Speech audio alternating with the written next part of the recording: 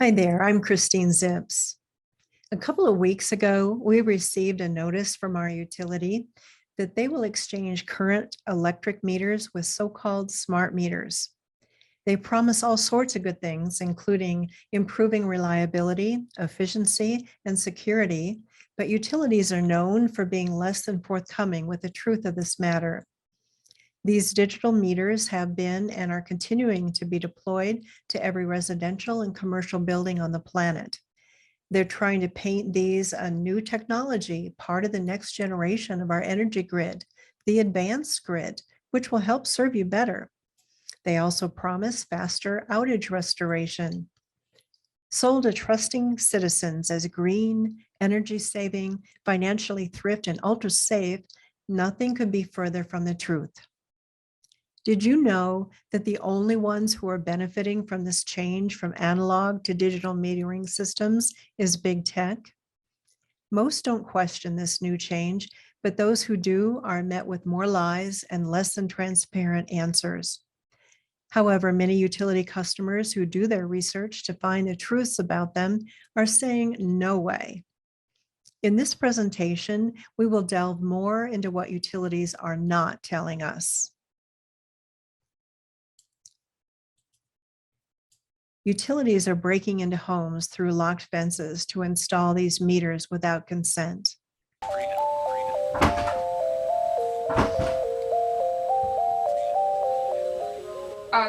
Sorry. I'm just putting in your meters. Your power's gonna be out for about 20, well, when I find the meters. They're down here, right? I'll show you the door. I'd heard her banging, but I didn't know that she actually kicked the door in until she left. Because when she left, I came here and I found this on the ground. I was like, wow, she actually kicked the door in. This radiation emitting meter is the first device that connects us to the smart grid. A smart meter is part of a much bigger picture and a much bigger design. A smart meter is really just the attachment that goes on an outside of a home or a business. A two-way transmission device that ties into the larger smart grid plans that are being built out across the world. And then on to the smart city and Internet of Things, etc., causing fires and being covered up. There seems to be a critical systemic issue with these misnamed smart meters. They're actually causing fires, in many cases, after they're installed. After hundreds of blazes with very few admissions of fault, the insurance adjusters are catching on. Utilities promise cost and energy savings with these meters. Wikipedia reports that the U.S. government's primary reason for this unprecedented allocation of public funds is the eventual reduction in electricity usage by more than 4%. However, real-world evidence shows that installations of smart meters are not even producing any energy savings whatsoever. According to a senior assistant attorney for Illinois Public Utilities, quote, "It's devastating to their plan. The report shows zero statistically different result." They're being found in pilot programs now, smart grids are, to really save no energy whatsoever. Smart meter lifespan is only 5 to 7 years, compared with that of analog meters, which is 20 to 30 years. And these expensive smart meters last only a quarter or a fifth as long as traditional analog meters. These devices are now computers, and so they have to be maintained. They don't have the life of an existing meter, which is 20 to 30 years. These devices have a life of between 5 to 7 years. The very existence of these electronic meters represents the dysfunction in the system. Designed over 20 years ago, check out how the concept of forcing them on us originated. Quite the story. The whole process has been captured by industrial interests, what I call the electricity industrial complex. Ran into a friend of mine who's a senior official in the Department of Energy, Research and Development, and we were having a coffee break at the conference, and he said to me, I saw your paper. I just sent it out a week before. And I said, well, what'd you think? I figured I'd get a lot of pushback from all these guys at this conference. And he sort of gave me a sheepish grin, and he shrugged his shoulders and said, well, you know, we had a huge amount of money that had to be spent on smart grid. And we didn't have anything off the shelf that we could call smart grid except these meters that were designed 20 years ago. So that's what we spent, $2 billion of the $4 billion for smart grid. That's where it went. These meters contribute to the smart grid's vulnerability to widespread cyber attack. The vulnerabilities of the internet are now being transferred to the importance of the power grid. Without 100% assurance that the internet or that connectivity is safe, we are bringing the potential to take down the power that runs this nation. There is a smart grid initiative in almost every industrialized nation happening at the same time. And what that provides is the potential for disaster to happen on a catastrophic scale. Even the US government is admitting that the smart grid now opens the door to cyber terrorism on a large scale.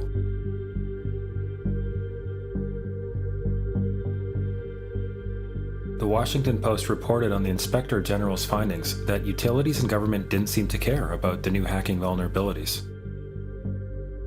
Energy officials knew of these weaknesses but approved plans for the projects anyway. Many households have not received these new meters because they don't want them. It was a terrible idea. Without the ability for the public to get honest, transparent answers from the government and from BC Hydro, they were left to their own devices. Which for many BC Hydro customers meant turning to the internet. And a quick Google search of smart meters will give you thousands of pages of bad news. We have a large number of British Columbians, over 100,000, that have not yet received meters, and it's because they don't want them. It has nothing to do with a lack of technology. It has nothing to do with the labor shortage. It's customers that are saying no. These are being pushed on consumers, and utilities are ignoring mass objections in the form of resolutions, votes, and independent moratoriums. This is a mandate. This is being pushed down your throat by a company that is not responsive, by a government that is not responsible, and it's being done in a collusion that's designed to undermine the individual rights of individual people in communities across the country and around the world. Are you ready to have your private and personal habits tracked and sold? A massive part of the smart meter agenda is to literally track every single movement within a house. So every time somebody switches on a light, every time somebody switches on an appliance, each of these appliances has a unique code which is then effectively transmitted through the smart meter down the grid. So anybody that is minded to do so can hone in on an individual residence and actually track what is going on in that household. So they can figure out, when is your refrigerator being used? When is your TV on? What are you doing with your energy? And they're going to start having a profile of you as an individual. A congressional research report all but concluded that smart meters in the United States are a violation of the Fourth Amendment. In no uncertain terms, the court has asserted that at the very core of the Fourth Amendment stands the right of a man to retreat into his home and there be free from unreasonable government intrusion. Utilities make huge profits by selling our data, way more than selling the utility itself. Are you okay with this? Is that we have an entire organization that's gotten behind data as an asset for the first time in our company's history. And we get a lot of data. We do 221 million meter reads a day, which creates about a terabyte of data every day. We can mine that data. CenterPoint Energy actually works with a variety of government entities in terms of ensuring that we are well positioned. In early 2015, a high-level utility commissioner admitted that the residential surveillance data gathered by smart meters will be worth a lot more than the electricity itself, which is a $2.2 trillion market. As General Petraeus has said, make no mistake about it, we have the ability to spy on your households through your appliances. And if we have that ability, we probably will use it. I mean, this is control freakery. Ever hear of Google's creepy line? I would argue that implanting things in your brain is beyond the creepy line, at least for the moment, until the technology gets better. Is he saying that Google's creepy line is defined only by the current level of technology? What does a higher level of technology have to do with morals or ethics? Starting to wonder how government, corporations, and the controlling elite are getting by with all this? If you're like me, you'll find the truth behind these meters downright shocking. What more do you need to know?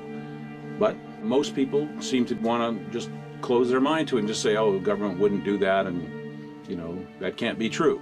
It is true, and once you know it's true, you get this question in your mind of, how did they think they could get away with it?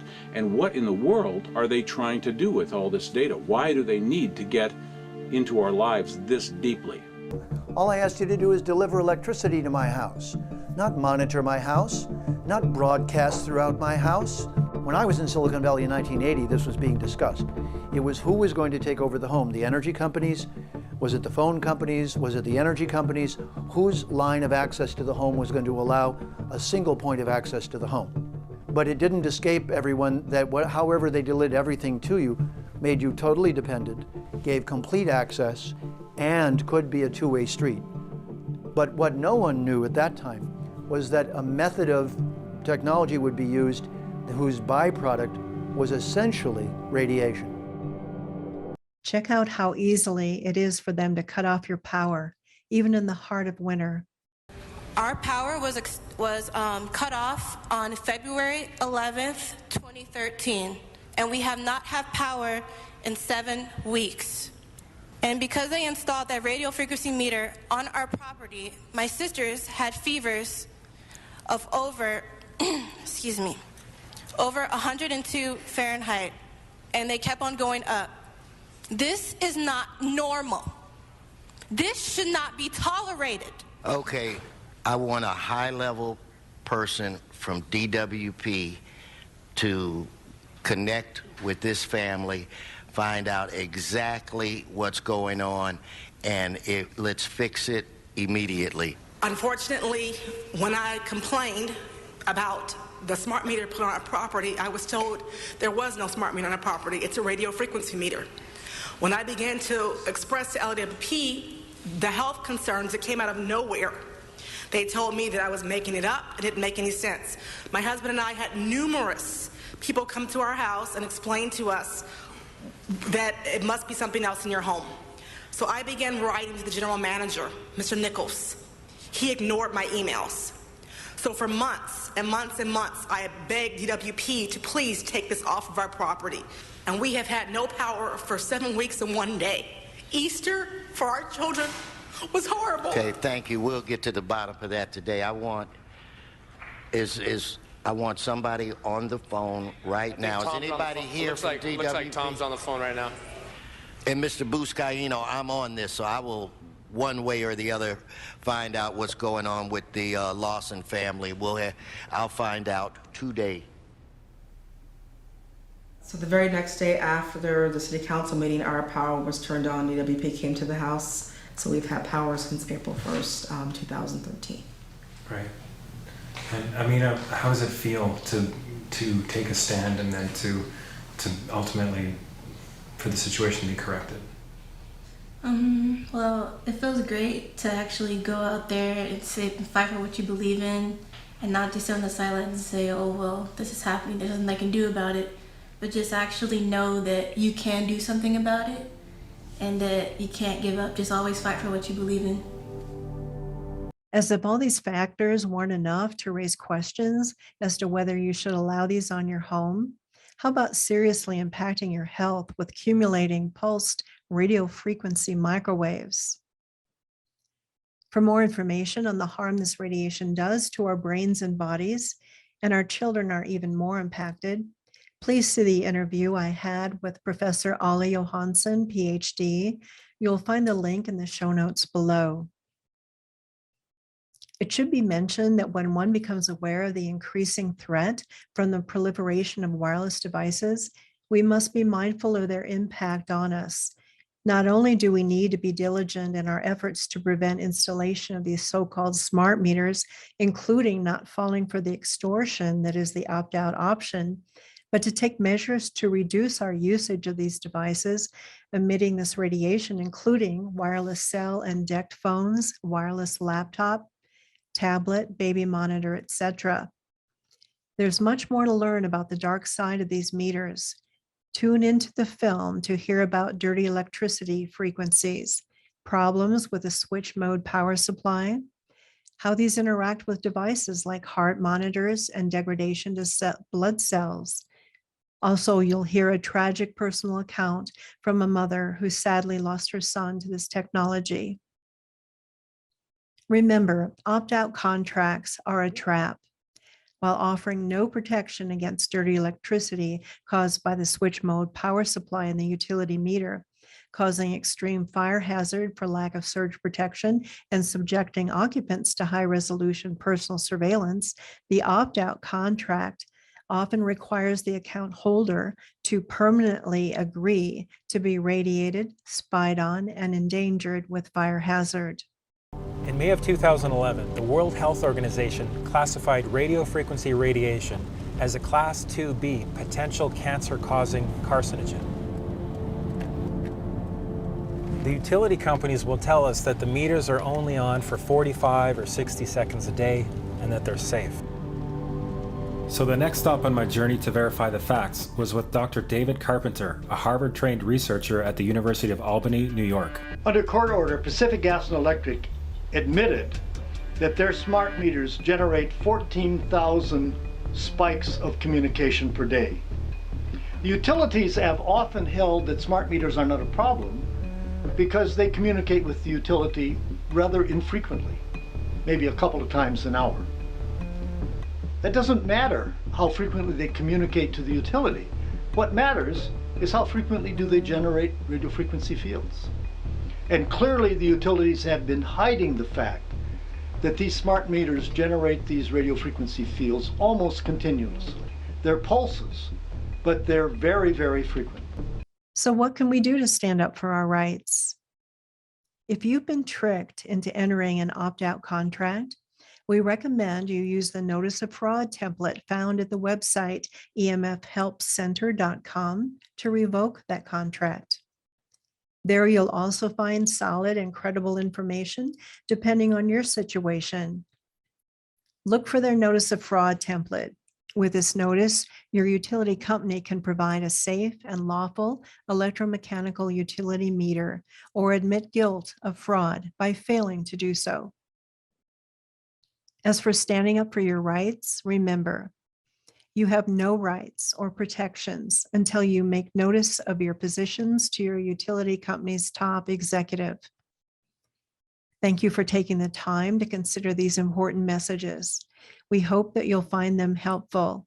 If so, kindly click on subscribe, comment, and share to help further our reach.